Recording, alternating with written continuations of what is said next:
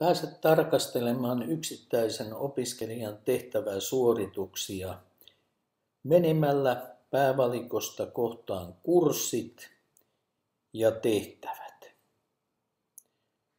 Valitse tämän jälkeen haluamasi tehtävä ja sieltä tehtävän kohdalta linkki tilastot.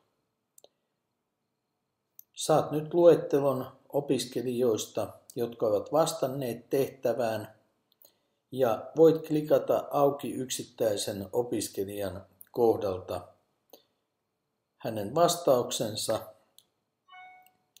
Näet nyt, kuinka hän on suorittanut, ja voit tarkastella, kuinka hän on vastannut yksittäisiin tehtäviin.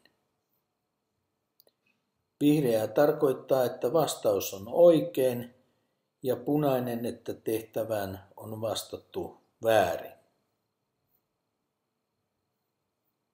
Näin.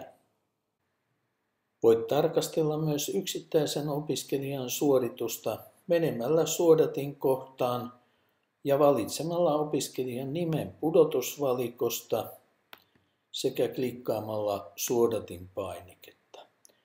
Saat näin näkyville vain tämän yksittäisen opiskelijan suoritukset.